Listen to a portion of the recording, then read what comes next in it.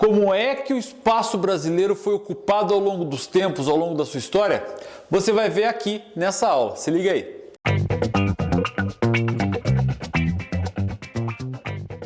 Fala pessoal, tudo bem? Professor Silvestre da plataforma Gabarita Geo Militares. Para você que vai fazer ESA e SPSEC, aqui agora vai ser o lugar para você conhecer aí tudo sobre aí essa prova maravilhosa militar que vai rolar já já. Então fica ligado aí e presta atenção no que eu vou falar para vocês hoje. Vamos conversar a respeito de ocupação do espaço brasileiro, galera. Ocupação, afinal, como é que houve essa ocupação? Como que as coisas aconteceram ao longo dos tempos? Como que esse Brasilzão com 210 milhões de pessoas começou a ser ocupado aí e tá do jeito que está hoje? Para que nós possamos entender toda essa situação, dá uma olhada nesse quadro, gente, ó. Fiz aqui com carinho, demorei um tempão aqui, ó, para mostrar para você justamente isso, para mostrar essa situação. Para começar, precisamos entender como é que estava a situação antes, inclusive, do Brasil ser descoberto, conquistado, ocupado, como você queira chamar, beleza? Em 1493, então, já com situações ali do capitalismo comercial, Portugal e Espanha, então, estavam dominando o mundo inteiro. E aí o Papa, na época, resolveu chamar lá o lado A, o lado B, vem cá, vamos resolver essa treta aqui e vamos criar, então, uma regra. Essa regra, então, foi decidido o quê? A chamada Bula Interquetera. Ou seja, essa situação dizia que para que Portugal e Espanha não tretassem mais aí por terras que pudessem estar aí ao longo dos espaços e pudessem ser descobertas, ficou destinado então que a 100 léguas das ilhas de Cabo Verde, aquelas ilhas africanas lá que inclusive fala português, fica então definido que fosse criado um meridiano imaginário, então, e a partir daí o que estivesse a oeste ficaria a cargo da Espanha, o que estivesse a leste ficava a cargo de Portugal. Claro que Portugal não curtiu a ideia, por quê? Porque um ano antes, em 1492, foi feito aí justamente o quê? O descobrimento da América. Cristóvão Colombo já tinha colado por aqui, já tinha descoberto aí, visto que existiam terras aí para o lado oeste do Oceano Atlântico. E dessa maneira, então, eles acabaram definindo que não seria necessariamente essa a razão, essa a ideia para a definição aí dos territórios conquistados. Assim, como é que ficou organizado? Ficou criado então Portugal, o rei de Portugal então resolveu tretar, resolveu decidir essa situação aí na marra e foi criado então na cidade de Tordesilhas o Tratado de Tordesilhas, que definia não 100 léguas a oeste das ilhas de Cabo Verde, mas 360 léguas a oeste das ilhas de Cabo Verde. Dessa maneira, então, acabava ficando definido uma linha imaginária que cortava mais ou menos aqui, ó, galera, ó. Pegava aqui a parte do estado do Pará e ia até a cidade de Laguna, atual cidade de Laguna em Santa Catarina, beleza? Assim, então, ficava organizado todo o território. O que estivesse a oeste aqui da América ficaria a cargo dos espanhóis, o que estivesse a leste ficaria a cargo dos portugueses. E aí sim, claro que os portugueses curtiram essa ideia. Claro, eles não eram trouxa, né, gente? O que eles fizeram? Acabaram aí tendo esse espaço. E aí no ano de 1500, aí houve lá a tal chamada descobrimento do Brasil, ou a conquista do Brasil. Portugal saiu de lá e veio para cá tomar posse, na verdade. Existe aquela história de que na hora que estava fazendo o périplo africano, ou seja, dando a volta ao redor aí do continente africano, para poder melhorar, usar melhor os chamados ventos alísios, eles se afastaram da costa, se perderam e caíram aí e encontraram o Brasil. Enfim, é mais uma historinha aí para a gente entender e se acreditar ou não. Vamos entender então que houve uma ocupação do território, beleza? Houve então o processo de ocupação do espaço. Começa então quando? Começa justamente no ano de 1500, quando os portugueses colaram aqui, quando eles chegaram em Porto Seguro e encontraram, disseram que chegaram na ilha de Veracruz. E aí eles perceberam que era muito mais do que uma ilha, então eles chamaram de Terra de Santa Cruz. E aí depois eles perceberam que poderia ter outro nome, sei lá por que eles inventaram, chamaram de Brasil. Na verdade eu sei sim, inventaram por quê? Por causa desse primeiro ciclo econômico que começou a acontecer. Mas antes disso, lá em Portugal, já com conhecimento dessas terras, com conhecimento dessa forma aí de território que já tinha organizado, o que acontece? Presta atenção, o rei de Portugal cria um sistema de organização dessas terras para apropriação, para exploração comercial, exploração dos recursos naturais dessas terras portuguesas, nos moldes do feudalismo. Qual que é a ideia básica? Eles dividem então aí o território brasileiro em capitanias hereditárias. Cada região foi aí doada a um grande nobre português, e esse nobre português poderia dividir a sua terra para outra pessoa e outra pessoa. Então existia aquela relação de vassalagem e suzerania que existia aí lá no período feudal. Porém, não deu muito certo. Na verdade, assim, tem nobre português que nem chegou a pisar nas terras que eram destinadas a eles. Agora, outras duas capitanias hereditárias, a de Pernambuco e São Vicente, acabou se dando muito bem. Só que como nem todas aí, acabou se desfacelando, depois criaram os estados gerais, enfim. Mas para a gente poder entender como é que as pessoas começaram a colar aqui no território brasileiro, a gente precisa entender uma coisa aqui. Precisamos entender principalmente que a forma com que o espaço brasileiro foi ocupado ao longo dos tempos tem muito a ver com isso aqui, ó, com os chamados ciclos econômicos. Quando houve lá a partir de 1530, quando houve de fato a ocupação do território brasileiro pelos portugueses, começa então aonde? Principalmente na região aqui, ó, do litoral nordestino. Galera começa a colar nessa região e acaba aí conhecendo uma madeira vermelha, uma madeira aí muito bonita, que poderia ser feito tinta, que poderia ser utilizado para a fabricação de móveis.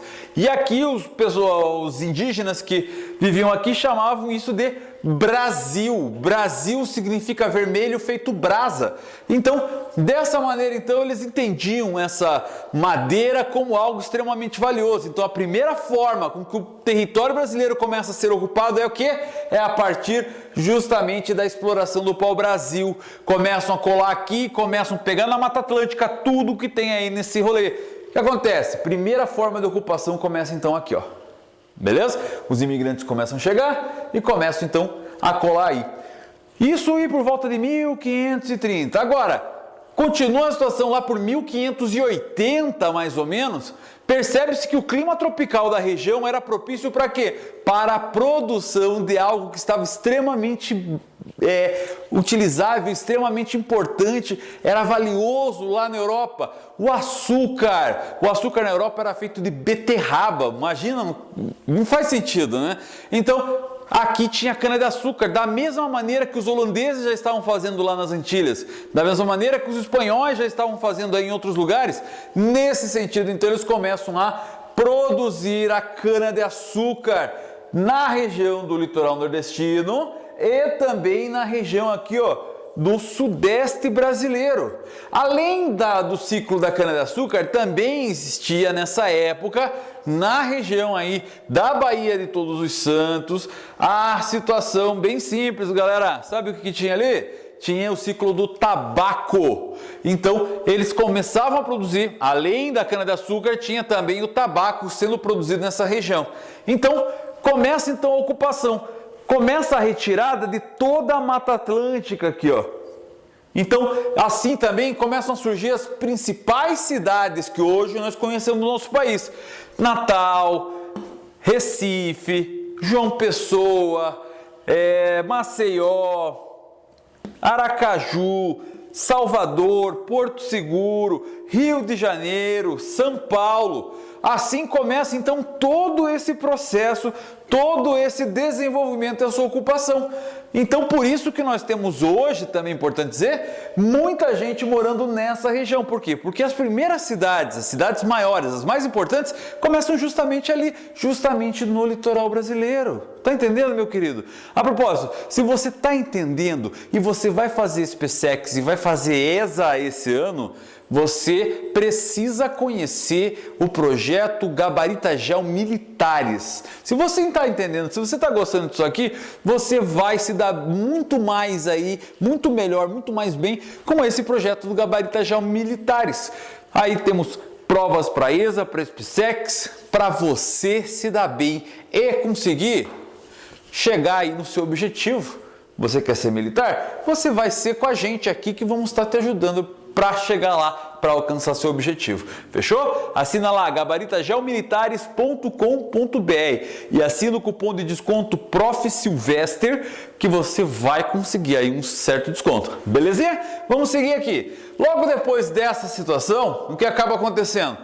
Lá na região do sul, acaba aí os indígenas da região que era espanhola, começa aí então a conhecer os jesuítas da região das Missões del Guairá, começam a conhecer uma erva que os indígenas utilizavam em forma de chá, que estava lá, deixava eles loucão, deixavam eles lá ligadão. Sabe o que era? A tal da Ilex paraguariensis. Tá ligado o que é Ilex paraguariensis?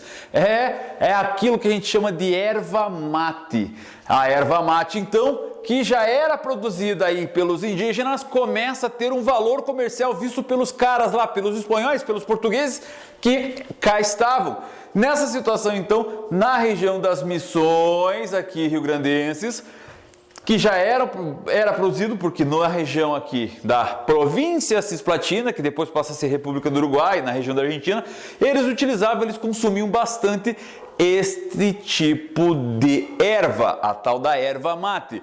Começa então aqui, muitos migrantes saem da região das Missões e também começam a vir para a região aqui ó, do oeste e noroeste do estado do Paraná. Sabe por quê? Porque nessa região tem um tipo de solo muito importante, muito fácil, muito puro para ser desenvolvido. O solo da terra roxa. Sabe por que terra roxa? Porque na verdade os espanhóis que ali viviam chamavam de terra roja. Então, o pessoal, os portugueses, os indígenas, as pessoas que nasceram ali, entendiam terra roja e aí entendia que era roxa, a palavra que eles queriam, mas na verdade rojo em espanhol é vermelho. E aí depois, muito tempo depois, com as imigrações italianas, os italianos colam aqui, lá para o ciclo do café, que daqui a pouco eu vou falar, e eles também entendiam que essa terra era uma terra rossa, rosso em italiano, vermelho. Só que o Capial, obviamente, olhava aquilo ali e dizia que era terra roxa, beleza? Mas agora a gente sabe que é vermelha. Mas vamos lá, vamos continuar aqui. Então começa o ciclo da erva mate. Começa a ocupação então dessas áreas aqui, ó, das Missões rio-grandenses e da região aqui do oeste e noroeste do estado do Paraná. Beleza? Além disso, pessoal, também o que acontece? Nós vamos ter a região aqui da chamada do ciclo das drogas do sertão, na mesma época em que começa a fazer a ocupação dessa região aqui, que o pessoal dos espanhóis estavam fazendo, é importante lembrar, os portugueses começam a adentrar aqui, ó, a região do rio Amazonas, para reconhecer, para conhecer mais o território. O que pode ter ali, Silvestre? O que pode ter ali? Simples, aqui tinha as chamadas drogas do sertão, guaraná, açaí, outros tipos aí de ervas que eles acabam utilizando, coentro, pimenta, enfim, tudo aqui estava rolando nessa situação. E aí, obviamente, eles começaram então a conhecer mais e adentrar o espaço, já invadindo aqui o território que era espanhol, certo? E isso deixa os caras muito pé da vida, os espanhóis, só que assim, para não causar treta com os portugueses, o que os caras fazem? Cria um novo tratado, dá uma olhada, 1750, então cria o chamado Tratado de Madrid. Sabe qual é a ideia do Tratado de Madrid? Eles criam então um chamado princípio uti possidetis. Afinal, o que é o uti possidetis? Simples, a terra é de quem chegou primeiro, basicamente seria isso.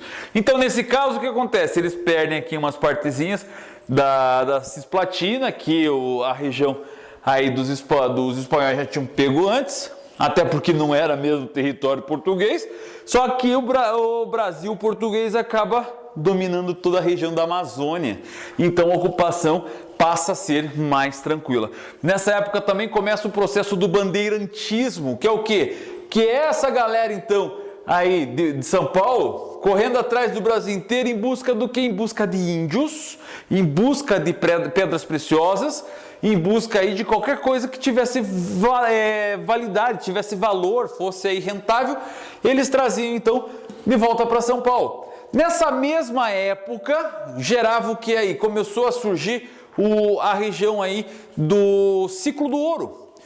Já aí, ó, século XVIII, ciclo do ouro começa a bombar nessa galera aí. Junto com no século XVIII aí, o ciclo do ouro, começa então o processo da pecuária na região dos Pampas Gaúchos. Principalmente a pecuária de muares. Sabe o que é a pecuária de muares? Sabe o que é? De mula, meu querido.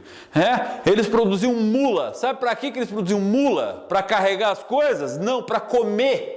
Eles comiam carne de mula. Então o que acontecia? Eles produziam aqui na região do Rio Grande do Sul, na cidade de Viamão, mais precisamente, e eles faziam o caminho passando por toda a região do atual estado de Santa Catarina, Lages, região ali São Bento do Sul, aí depois eles cortavam, vinha por União da Vitória, passava por Lapa, de Lapa passava por Castro, de Castro em direção a Sorocaba, que de Sorocaba fazia aí a distribuição, partia para São Paulo, partia para a região ali das chamadas Minas Gerais, Ouro Preto, Diamantina, por exemplo, que era onde estava bombando aqui a situação, e todo mundo aqui louco por essa tal da febre do ouro, estava todo mundo procurando um monte de coisa aí para poder enriquecer. Olha, tanto era essa situação que a própria coroa portuguesa chegou assim: peraí, você não vai ter governador geral nessa região, não vai ter capitão-mor nessa região, sabe o que vai ter? Vai ter uma administração direta da coroa, porque era uma região que tinha muito ouro, então todo o ouro que pudesse sair dali para evitar que fosse contrabandeado, tinha que ter o selo da coroa. Então, eles também, os portugueses, curtiram essa ideia e começaram a dominar toda a situação, e isso começou a ocupaçãozinha aqui, ó, das regiões das Minas Gerais. O tempo passa, o tempo voa, e nessa situação o que acontece? Passam-se os tempos, se organiza, então chega lá no século XIX e começa uma tal de Revolução Industrial na Inglaterra. Sabe o que é a Revolução Industrial? Quando surgem as indústrias lá, os trabalhos manufaturados passam a ser utilizados a partir das máquinas, e aí, meu filho, aí, meu irmão, sabe o que vai rolar? Vai rolar aí uma explosão de consumo, de utilização de recursos naturais. Nos Estados Unidos, a industrialização cria uma máquina que era aí importante para substituir a tração animal. O motor a combustão e a charrete sem cavalo começava a surgir, o tal do automóvel. Só que aí, para poder melhorar o desempenho disso, aquelas rodas de madeira eram um pouco complicadas, então criaram o chamado pneumático, que era basicamente uma câmara de ar que ficava ao redor dessas rodas de madeira para absorver o impacto. Só que para fazer isso precisava aí de uma matéria-prima, sabe qual? O látex. O látex era, mas aonde que a gente vai ter? Tem um lugarzinho que vai ter látex, sabe aonde? Aqui, ó, Amazônia. E aí no século XIX o que acontece? Começa então uma ocupação do espaço da região aqui, ó, do interior da Amazônia. Os caras começam a colar nessa região aqui para extrair o látex e formar a borracha aqui. Surge então o ciclo da borracha, vai transformar em Manaus numa cidade muito importante, a ponto de virar uma grande metrópole em meio à floresta amazônica. Olha que coisa louca, no coração da floresta amazônica temos uma metrópole. Enfim, dessa maneira, então, muito começa então a se organizar aqui, até que há processos de biopirataria ao longo do tempo. As sementes das seringueiras que estavam lá na Amazônia são contrabandeadas e produzidas na Malásia. E aí há a decadência do ciclo da borracha no Brasil, mas nessa época começa o quê? O ciclo do café, lá na região de São Paulo, Minas Gerais, norte do Paraná. Começa então um novo processo econômico, o processo da produção do café, uma bebida muito valiosa na região dos Estados Unidos, na Europa. O café brasileiro era altamente comercializável, altamente importante, muito valioso. E aí então muitos cafeicultores começam então a desenvolver aí as fazendas de café. Também na região da Terra Roxa Paranaense, na região aqui, ó, onde nós vamos ter as áreas de planaltos e bacias sedimentares da região do sul de Minas. Então vai ter o quê? Uma produção muito forte aí dessa situação. Isso acaba gerando, gente, uma produtividade, uma incrível riqueza para o país, a ponto de que o Brasil possa ser aí um produtor, um monoexportador de café. Só se produzia café e se exportava café no mundo. Só que daí veio a crise de 1929, que quebrou os Estados Unidos e, consequentemente, todo mundo que vendia produto para os Estados Unidos acabou quebrando também. Quem? Os cafeicultores. Os cafeicultores acabaram se quebrando. E aí, para evitar que novos prejuízos acontecessem, os cafeicultores então começam a fazer o quê? Diversificação da sua economia. Eles perceberam que a ideia lá dos americanos, dos ingleses, era muito boa de fazer a transformação da matéria-prima. A indústria, com isso, então, na região metropolitana de São Paulo, do que hoje é a região metropolitana de São Paulo, em 1530, inicia-se o processo da industrialização brasileira. Então começa aí com a substituição de importações, troca de coisas que a gente produzia, ou melhor, que a gente consumia o tempo inteiro, mas comprava de fora, então ele começa a produzir aqui, e depois começa a indústria de base, a indústria de bens de consumo, e aí acaba gerando infraestrutura. O que acontece? Há uma maior ocupação da região aqui, ó, pessoal. Nesse sentido, então, junto aí com o declínio da economia do ciclo do café, começa lá na região do Rio Grande do Sul uma produção. Putz, tinha lá um tipo de semente que os chineses, que os japoneses, que os asiáticos gostavam muito, a tal da soja. O que acontece? Esses caras começam a produzir aqui no Rio Grande do Sul. E aí dá tão certo, só que na mesma época começa processos aí de mecanização do campo, começa a gerar o desemprego rural, começa a gerar concentração de terras, os grandes latifundiários começam a dominar toda a terra. Sabe o que vai acontecer? Sabe o que vai gerar nessa situação? Vai gerar êxodo rural. Cidades vão sendo crescentes aqui, porque a galera sai do campo e vai para a cidade em busca de melhores condições de vida.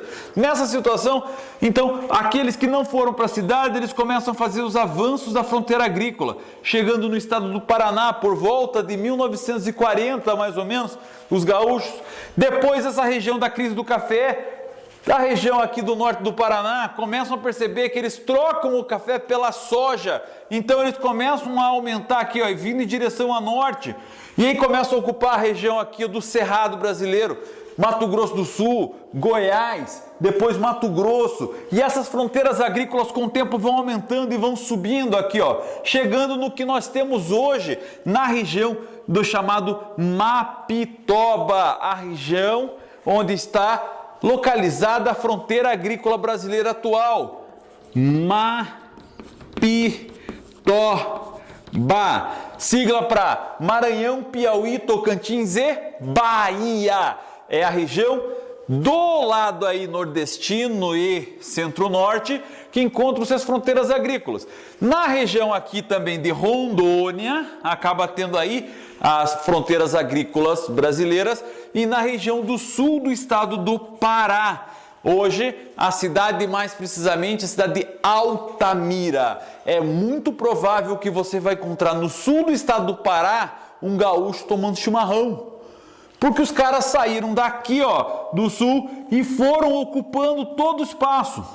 Isso aqui na década de 80, década de 90 agora, mas lá por volta de 1960, muitos nordestinos acabaram vindo aqui para a região central do Brasil, para a construção de Brasília. Então houve uma integração do interior do Brasil com todo o resto. Então percebam que ao longo do tempo, todas as situações, todos os ciclos econômicos deram condições para desenvolvimento e ocupação do território brasileiro. A gente pega, por exemplo, uma faixa aqui, ó, da costa até 200 quilômetros em direção ao interior, vai estar 80% da população brasileira nesse local, meu querido. Você tem ideia do que eu estou dizendo? Só para você sacar, olha só a quantidade aqui, ó, de espaço onde onde encontra-se a maior parte da população, mas porque foi aqui que surgiram as grandes cidades, foi aqui que surgiu a indústria, foi aqui que surgiu grande parte dos ciclos econômicos e ao longo do tempo eles foram ali, paulatinamente ocupando esse espaço e dessa maneira nós temos a organização demográfica